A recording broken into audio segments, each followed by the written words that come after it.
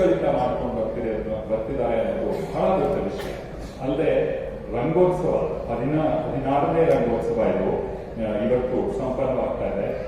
16 ವರ್ಷಗಳಿಂದ ಇಂಥ ಒಂದು ನಾಟಕೋತ್ಸವವನ್ನ ನಡೆಸ್ಕೊಂಡು ಬರ್ತಿರೋದು ಕೂಡ ಬಹಳ ದೊಡ್ಡ ಅಭಿನಂದನೆಯನ್ನ ಈ ಸಂಸ್ಥೆಗೆ ನಾವು ಸಲ್ಲಿಸಲೇಬೇಕು. ಇಂಥ ಒಂದು ಉತ್ಸವದಲ್ಲಿ ನಾಟಕ ಮಾಡಲಿಕ್ಕಾಗಿ ಆಹ್ವಾನ ಬರ್ತಿದೆ ಅನ್ನೋದೇ ಇವತ್ತು ನಮ್ಮ ಬೆಂಗಳೂರಿನ ಆಗಿರಬಹುದು ಕರ್ನಾಟಕದಾದ್ಯಂತ ಇರುವ ತಂಡಗಳಿಗೆ ಒಂದು ಘನತೆಯ ವಿಷಯ ಆಗುವ ಹಾಗೆ ಈ ಉತ್ಸವ ಇವತ್ತು ಬೆಳೆದಿದೆ. ನಾನು 2 ಸಾರಿ ಇಲ್ಲಿ ಬಂದಾಗ ಬಹಳ ಒಳ್ಳೆ ಆಡಿಯನ್ಸ್, ತುಂಬಾ ಒಳ್ಳೆ ರಂಗಾಸಕ್ತರು ಈ ಊರಿನಲ್ಲಿ ಬೆಳೆಸಿದೆ ಅಂತಂದ್ರೆ ಈ 16 ವರ್ಷಗಳ ಪರಿಶ್ರಮ ಅದರಿಂದ ಇರುತ್ತೆ. ಮತ್ತೆ ರಂಗಭೂಮಿ ಯಾಕಬೇಕು, ನಾಟಕ ಯಾಕಬೇಕು? ನಮ್ಮಲ್ಲಿ ನಾಟಕ ಅನ್ನೋದು ಒಂದು ಪರ್ಫಾರ್ಮಿಂಗ್ ಆರ್ಟ್, ಅಂದ್ರೆ ಒಂದು ಇಲ್ಲಿ ನಡೆಯುವ ಒಂದು ಕಲೆ ಅಂತ ಹಗುರವಾಗಿ ಕಾಣೋದುಂಟು. ಇಲ್ಲ, ರಂಗಭೂಮಿ ಅನ್ನೋದು ಜೀವನ ಶೈಲಿ. ಅದು ನಮಗೆ ಜೀವನದ ಚತುರತೆ, ಲೈಫ್ ಸ್ಕಿಲ್ಸ್ ಅಂತ ಏನ್ ಹೇಳ್ತೀವಿ, ಅದನ್ನ ಕಲಿಸುತ್ತೆ. ನಮ್ಗೆ ಎಂತೆಂಥ ದೊಡ್ಡ ಪಾಠವನ್ನ ಸಣ್ಣ ರೀತಿಯಲ್ಲಿ ಅಂದ್ರೆ ಸುಲಭವಾಗಿ ಕಲಿಸಿಬಿಡುತ್ತೆ ರಂಗಭೂಮಿ ಅಂತಂದ್ರೆ. ಇಲ್ಲಿ ಕುವೆಂಪು ಅವರ ಮಾತು ನಾವು ನೆನೆಸ್ಕೋಬೇಕು, ಇಲ್ಲಿ ಎಲ್ಲರೂ ಮುಖ್ಯರು ಆದ್ರೆ ಯಾರೂ ಮುಖ್ಯರಲ್ಲ. ಆಯೋಜಿಸೋದು ಕೂಡ ದೊಡ್ಡ ಚಾಲೆಂಜ್, ಸುಲಭ ಅಲ್ಲ. ಎಲ್ಲೆಲ್ಲಿಂದಲೂ ಬರುವ ಕಲಾವಿದರುಗಳನ್ನ ಅವರಿಗೆ ಬೇಕಾದ ಅಗತ್ಯಗಳನ್ನು ಪೂರೈಸಿಕೊಂಡು ನಾಟಕಕ್ಕೆ ಬೇಕಾದ ಎಲ್ಲ ಸವಲತ್ತುಗಳನ್ನ ಕೊಟ್ಟು ನಾಟಕ ಮಾಡಿಸುವ ಈ ಬಹಳ ದೊಡ್ಡ ಅಭಿನಂದನೆಯನ್ನ ಇವರಿಗೆ ಸಲ್ಲಿಸ್ತಾ ನನ್ನ ಮಿಗಿಲಾದ ಗುರು ಯಾರು ಇಲ್ಲ, ತಂದೆಗಿಂತ ದೇವರು ಯಾರು ಇಲ್ಲ, ಗುರುಗಿಂತ ಗುರುಗಳು ಯಾರು ಇಲ್ಲ. ಆದರೆ ಹೆತ್ತ ತಂದೆ ಎಂ.ಎನ್. ಕೃಷ್ಣಸ್ವಾಮಿ ಆದರೆ ಸಾಕಿದ ತಂದೆ ರಂಗಜಂಗಮ ಏನೂ ಗೊತ್ತಿಲ್ಲದಿರುವ ಜೇಡಿ ಮಣ್ಣಿನ ನನ್ನನ್ನು ರಂಗಭೂಮಿಗೆ ಪರಿಚಯ ಮಾಡಿಸಿ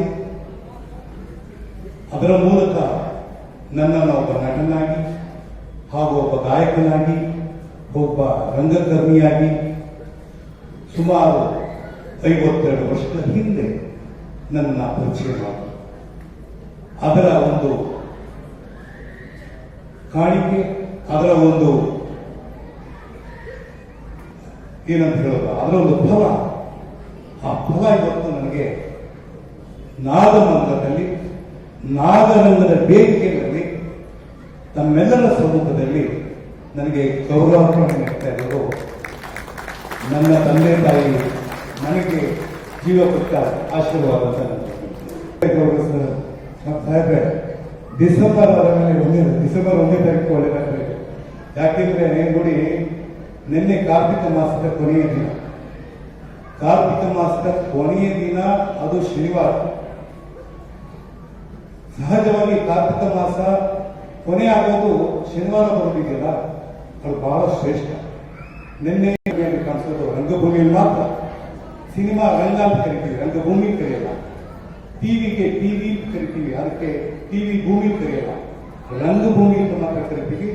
ಹಾಗೂ ಅದೇ ತರ ಯುದ್ಧ ಭೂಮಿ ಕರಿತೀವಿ.